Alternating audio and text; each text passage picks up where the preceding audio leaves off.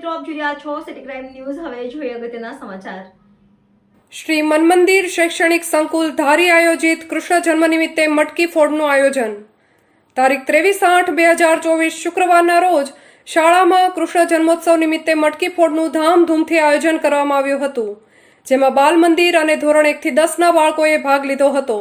જેમાં બાળકોએ ભારતીય પોશાક પ્રમાણે પહેરવેશ જેવા કે કૃષ્ણ, ગોવાળ, રાધા, ગોપી, ભરવાડ બનીને આવેલા હતા.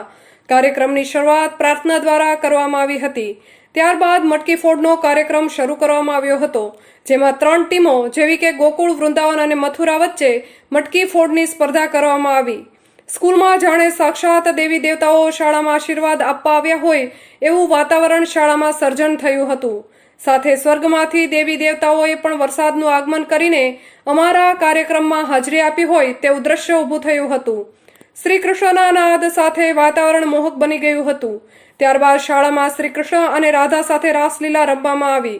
સમગ્ર કાર્યક્રમનું સંચાલન વરુ સોનલબેન, વાઘવાણી સોનલબેન, ગોંડલિયા શ્રુતિબેન, દેવમુરારી હેમાલીબેન દ્વારા કરવામાં આવ્યું હતું. કાર્યક્રમનું સમાપન સંઘાણી આશુતોષ સાહેબે કરેલ દરેક સ્ટાફની મહેનત રંગ લાવી હતી. આ સમગ્ર કાર્યક્રમનું માર્ગદર્શન શાળાના આચાર્ય શ્રી પ્રિયંકાબેન વ્યાસે આપેલું હતું તેવું શાળાના ટ્રસ્ટી ભરતભાઈ વાળા જણાવી રહ્યા છે. રિપોર્ટર સંજય વાળા, સિટી ક્રાઇમ ન્યૂઝ, ધારી.